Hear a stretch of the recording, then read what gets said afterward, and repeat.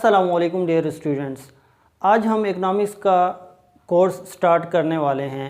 ये first year से लेकर मास्टर लेवल तक जितने भी टॉपिक्स होंगे इंशाल्लाह इसमें कवर होते जाएंगे। साथ साथ हम ये टॉपिक्स अपलोड करते रहेंगे। अभी आ जाते हैं इकनॉमिक्स की डिफिनीशन की तरफ। तो जो भी बंदा होता है जो फॉर द फर्स्ट टाइम ये वर्ड यूज़ कर रहा है या सुन रहा है कि इकनॉमिक्स, तो वो पहले ही पूछेगा कि इकनॉमिक्स क्या है। तो उसके लिए हम पहले तो जो मेन डिफिनीशंस है उसकी तरफ आएंगे और एट द एंड मैं आपको बहुत इजी सी डिफिनीशन भी दूंगा। तो हमारे पास जो मेन डिफिनीशंस हैं वो 3 कैटेगरीज में डिवाइड हैं। एक है classical view about the economics और एक है हमारे पास न्यू क्लासिकल और थर्ड वन है मॉडर्न व्यू। ठीक है, तो क्लासिकल व्यू का जो पायनियर है या जिस तरह हम कह सकते हैं कि फादर ऑफ इकनॉमिक्स जो है वो है एडम स्मिथ।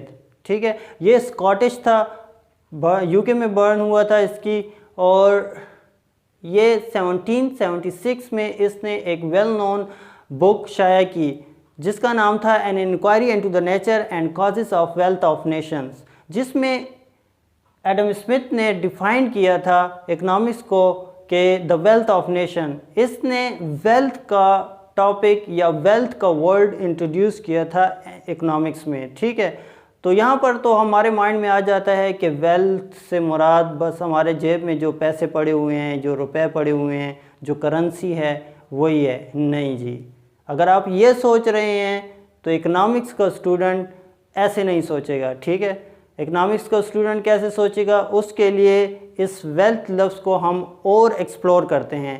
तो आए, जो एडम स्मिथ ने हमें वेल्थ के बारे में बताया है उसने इसको 4 हिस्सों में डिवाइड किया है। पहले उसने कहा है कि वेल्थ हमारे पास क्या है, हम प्रोडक्शन ऑफ वेल्थ करते हैं। ठीक है, तो प्रोडक्शन ऑफ वेल्थ कैसे होती है, हमारे पास 4 फैक्टर्स ऑफ प्रोडक्शन है, land, labour, capital and entrepreneur. ठीक है, ये 4 जो फैक्टर्स ऑफ प्रोडक्शन है ये कुछ ना कुछ प्रोड्यूस करते हैं। इनको जब हम कंबाइन करते हैं तो ये कुछ ना कुछ आपको आउटपुट देते हैं। फॉर एग्जांपल हमारे पास कोई भी हम जो पेन यूज़ करते हैं, ठीक है, तो इसके पीछे आप सोचें तो मज़दूर भी लगा होगा, किसी कारखाने में बना होगा, उसका मालिक भी होगा। ठीक है, इसके ऊपर ख़र्चा भी आया होगा, मटेरियल भी यूज़ हुआ होगा। तो इस किस्म के जो 4 फैक्टर्स हैं वो कंबाइन हो के ये एक चीज़ प्रोड्यूस करते हैं। तो प्रोडक्शन ऑफ वेल्थ, तो जो एडम स्मिथ ने प्रोडक्शन का या वेल्थ का जो कॉन्सेप्ट दिया था वो यही था कि गुड्स एंड सर्विसेज जो प्रोड्यूस करते हैं इकोनॉमी में हैं वो एक्चुअली आपकी क्या है, वेल्थ है। ठीक है, अब सेकंड प्रोसेस की तरफ आ जाते हैं। फॉर एग्जांपल ये आपके पास तो हो गया वेल्थ प्रोड्यूस हो गई, यानी गुड्स एंड सर्विसेज प्रोड्यूस हो गई। उसके बाद आपके पास है एक्सचेंज ऑफ वेल्थ। अब यही गुड्स एंड सर्विसेज को आप क्या करते हो, एक्सचेंज करते हो। अब थोड़ा सोचें दुनिया में कि हर इंसान जो चीज़ प्रोड्यूस करता है वो अपनी जो उसकी ज़रूरत होती है उससे ज़्यादा प्रोड्यूस करता है। क्यों करता है, क्योंकि उसको और चीज़ों की ज़रूरत होती है। तो वो जो और लोग चीज़ें प्रोड्यूस कर रहे होते हैं उनके साथ ये अपनी प्रोडक्शन या अपनी प्रोडक्ट वो एक्सचेंज कर लेता है। ठीक है, तो इस तरह ये इकॉनमी चलती रहती है। तो यहाँ पे आपके पास ये एक्सचेंज ऑफ वेल्थ हो गया। थर्ड वन जो है डिस्ट्रीब्यूशन ऑफ वेल्थ है। अब फॉर एग्ज़ाम्पल एक बंदा ज़्यादा चीज़ें प्रोड्यूस कर रहा है और ज़्यादा तादाद में या अच्छी खासी मार्केट्स में वो अपनी चीज़ें फ़रोख्त कर रहा है या बेच रहा है। ठीक है, तो उसके पास जो इनकम रिसीव होगी, जो इनकम उसे आएगी, तो वो क्या होगी, ज़्यादा होगी बनिस्बत उसके जो कम प्रोड्यूस कर रहा है। तो इसमें माशरे में क्या होता है, इनइक्वलिटीज़ पैदा होती है।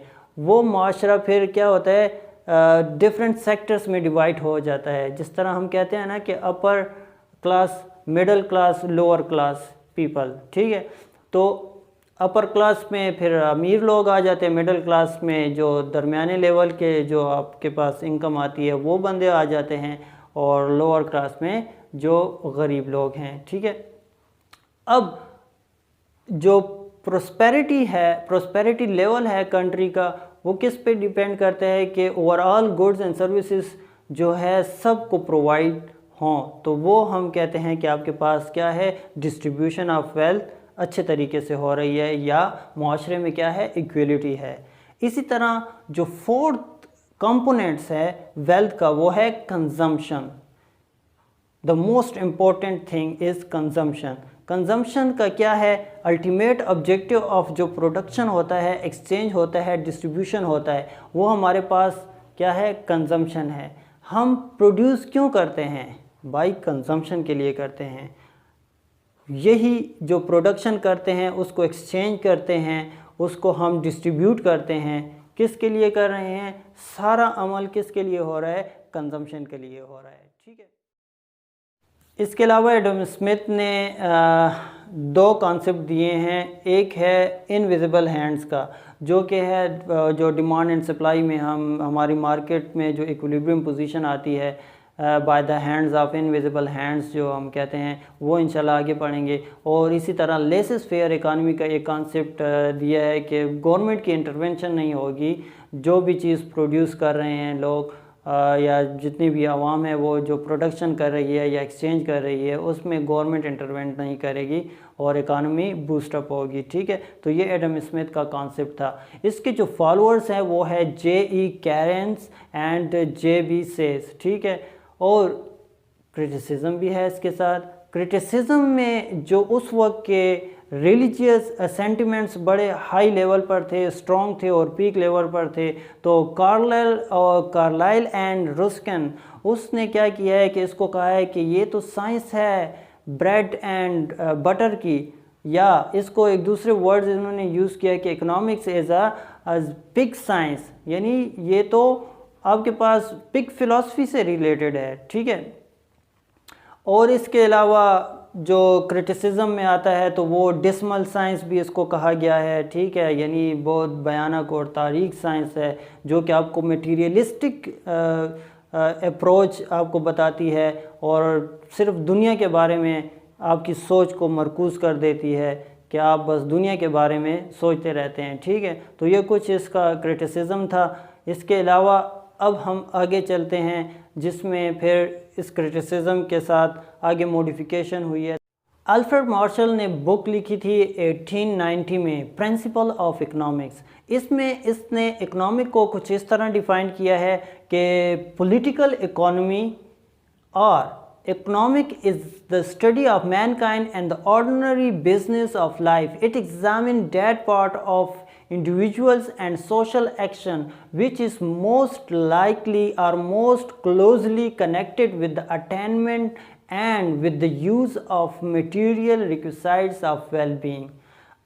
अच्छा, इस डिफिनीशन में इसने क्या किया है वही चीज़ जो एडम स्मिथ ने वेल्थ का कॉन्सेप्ट दिया था, लेकिन इसने एडम स्मिथ के कॉन्सेप्ट के साथ क्या ऐड कर दिया, मटेरियल रिक्विसाइट्स ऑफ वेल बीइंग, यानी इंसानों की फलाह व बहबूद को इसने इंट्रोड्यूस कर दिया। ठीक है, तो मटेरियल रिक्विसाइट्स ऑफ वेल बीइंग से मुराद ये है कि इंसान सिर्फ वेल्थ के लिए काम ना करे या वेल्थ को अपना मोटिव ना बनाए, इसके साथ वो इंसानियत पर ज़्यादा तवज्जो दे और इंसानियत को भी साथ लेकर चले, यानी दौलत भी कमाए और इंसानियत को भी साथ लेकर चले, लोगों की फलाह व बहबूद के लिए भी काम करे। ठीक है, क्योंकि हम सोसाइटी में आइसोलेटेड ज़िंदगी नहीं गुजारते, हम अकेले कुछ नहीं कर सकते। हम ये इसको एक सोशल साइंस भी कहा गया है इकनॉमिक्स को, तो इसलिए हम क्या होते हैं सोसाइटी में, एक सोसाइटी बन के रहते हैं और कंबाइन रहते हैं, इकट्ठे मिलकर रहते हैं। तो इसके लिए क्या हुआ, एक दूसरे पर हम डिपेंडेंट है। तो वेलफेयर का कॉन्सेप्ट इसने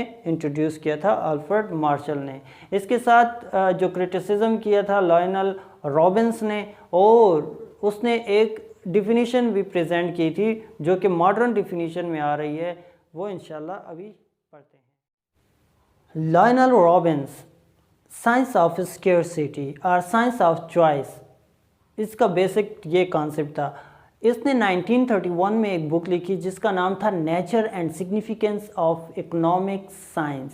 ठीक है, इसमें इसने इकोनॉमिक को कुछ इस तरह डिफाइन किया है कि economics is the science which studies human behaviour as a relationship between ends and scarce means and alternative uses। इसकी डिफिनीशन में जो बेसिक है कॉन्सेप्ट है वो 3 है, ठीक है। नंबर 1 मल्टीपल एंड्स या मल्टीपल एंड्स। हमारे पास सेकंड है स्केर्स मीन्स एंड थर्ड है अल्टरनेटिव यूज़, ठीक है। अब इनका मतलब क्या है?